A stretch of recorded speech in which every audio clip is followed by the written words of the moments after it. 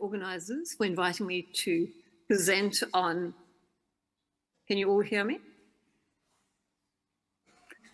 Present on a new approach to diagnosis and management of hepatitis B. So the new data suggests in 2022 that in WHO Afro region, the prevalence is 5.8%, and this region accounts for 63% of all new hepatitis B infections. And this equates to 65 million individuals living with hepatitis B in 2022, 771,000 new infections, 272,000 deaths. And unfortunately, this is further compounded by co-infections, 1.9 million people living with HIV co-infections, and 1.6 living with hepatitis D co-infections. In addition, increasing alcohol consumption and metabolic risk factors also accelerate the risk of developing hepatitis B-related cirrhosis and liver cancer. And so if we look at where the problem lies, in fact, if we look at the prevalence of children under the age of 5 with hepatitis B surface antigen positive, the WHO Afro region has not met that global target of 2020 to be less than 1%. It's been shown that WHO Afro region has 3.6 million children under the age of 5 who are infected, and this relates to a 1.7% prevalence. The 64% of all children living with chronic hepatitis B reside in WHO Afro. So unfortunately, only 15 countries have a less than 1% surface antigen prevalence. And this really reflects the failure of maternal and child health services to identify surface antigen positive pregnant women and prevent mother-to-child transmission and early childhood hepatitis B acquisition. So why is it important to prevent perinatal infection? It's been clearly shown that early infection is associated with worse outcomes in terms of liver cancer and cirrhosis. And particularly important from the Gambia and West Africa, a longitudinal study showed that hepatitis B mother-to-child transmission was associated with persistent high viral replication, significant fibrosis, and liver cancer. And this is against a background that hepatitis B is entirely vaccine preventable and treatable, but only 15 countries have implemented that birth dose vaccine, and only 18% have time-years birth dose coverage within 24 hours of delivery. We've also not met the full hepatitis B3 vaccine coverage of 90%, we're sitting at about 72%, and only 4.2% or 2.7 million have been diagnosed, and 0.2% have been treated. So traditionally, as we've heard, decisions to initiate treatment would depend on assessing the ALT level, the degree of replication, and the stage of the liver disease. So what are the challenges that we actually face? Although 28 countries have national viral hepatitis strategic plans, these need to be integrated into healthcare services, and they require dedicated domestic funding for implementation. Central to any elimination strategy is diagnosis and linkage to care. And unfortunately, we have limited access to affordable and funded diagnostics, both for point-of-care tests for surface antigen and DNA quantification. The E-antigen is actually a poor proxy for high viral load. In West Africa, genotype E tends to be E-antigen negative. And in Southern Africa, with subgenotype A1, they lose the E-antigen early. However, 12 to 16% of E-antigen negative women have a DNA level greater than log 5. And then the failure to prevent, diagnose, and treat hepatitis B is a major factor contributing to cirrhosis and liver cancer burden. The 2017 Global Burden of Disease study showed that sub-Saharan Africa had the highest cirrhosis age standardized death rate amongst all super regions at 32.2 deaths per 100,000. Hepatitis B being the leading cause of cirrhotic deaths in West Africa, nearly 50%, and slightly lower in Southern Africa at 22%. Similarly, Globocan 2020 showed that liver cancer was the second leading cause of cancer deaths in men and third in women, with 65% being due to hepatitis B. So once again, showing the severe burden of disease associated with hepatitis B. As we've heard, epidemiology is slightly different. 25% of those living with hepatitis B are under the age of 20, and often one doesn't think about liver disease in the young. And 75% have low HBV DNA levels, and once again, we lack longitudinal natural history studies to know what the outcome are in these individuals. And liver cancer, unfortunately, is often multifocal, inoperable, and presents at a younger age, and this relates to the early hepatitis B DNA integration within the hepatocyte genome.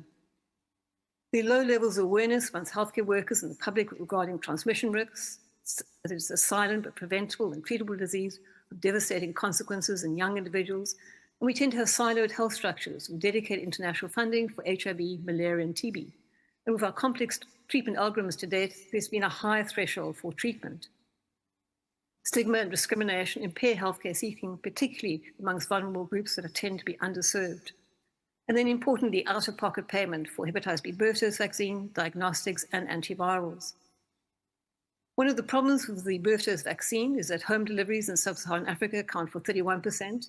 Chad, Ethiopia, and Niger have more than 70% home deliveries. And then the cost of vaccination. For the birth dose vaccine in Africa, in fact, 50% is out-of-pocket expenditure. So how do we address the challenges? We need to understand the role of advocacy, contextualizing education and treatment guidelines within the beliefs, behaviors, experience, and expectations of those living with hepatitis B in different settings. We need to have hepatitis B champions and peer supporters. We need to enhance the profile of hepatitis B education and tackle stigma. Women in hepatitis in Africa have trained more than 5,000 African women in 18 countries as hepatitis champions and have an amazing impact, more than 90% uptake of the birth dose vaccine and improve overall health outcomes for mothers and infants in the Makoko community within Nigeria. And then the role of sharing stories, destigmatizing. This has played a major role by the Hepatitis B Foundation and the World Hepatitis Alliance. Importantly, we need to develop culturally and regionally targeted communication strategies for hepatitis B that enhance knowledge and reduce stigma. But we need improved hepatitis B prevention strategies, as we've heard. Vaccination, particularly that birth dose vaccine, is a cornerstone of prevention.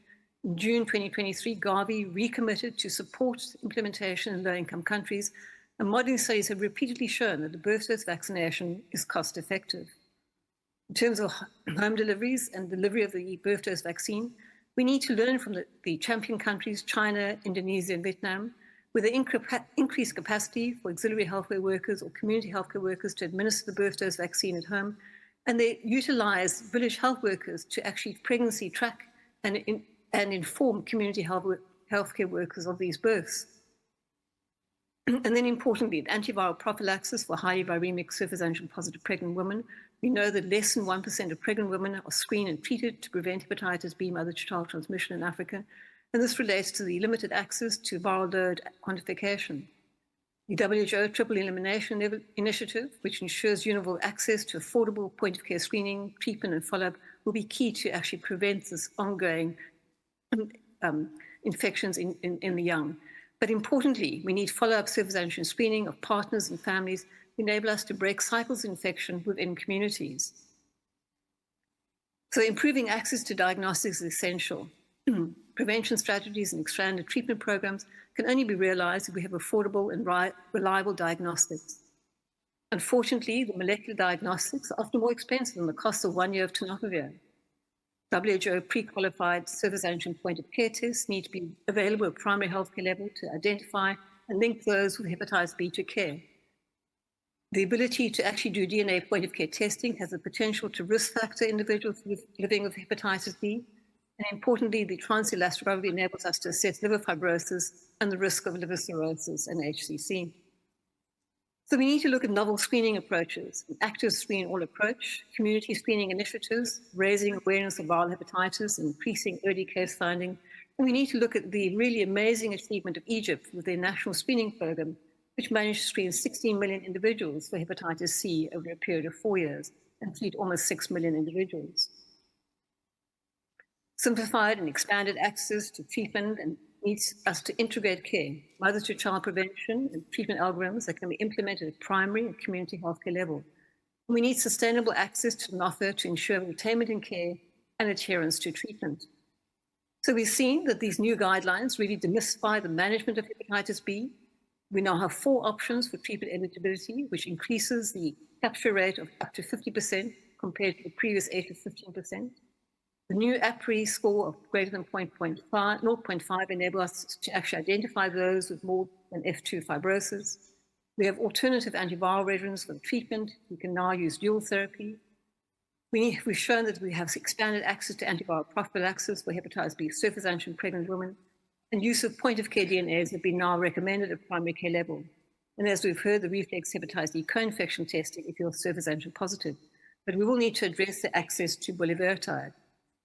So we've seen this slide where we've really enabled the hepatitis B treatment to be implemented at all levels of care, not only if you have high input access to DNA levels. So very importantly, this enables us to demystify therapy and importantly, take this down to community and primary care levels. And importantly, the tenofovir prophylaxis for mother to child transmission is no longer dependent on DNA quantification.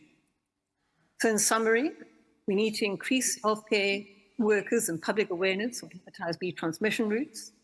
We need to educate that this is a silent but vaccine-preventable disease with devastating consequences of cirrhosis and liver cancer.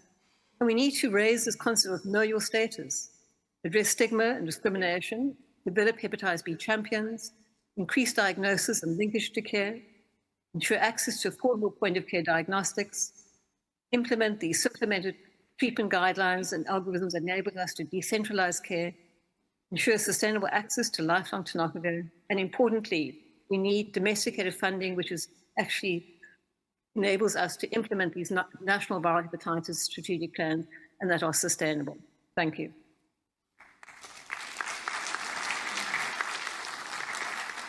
Thank you, Dr. Spearman.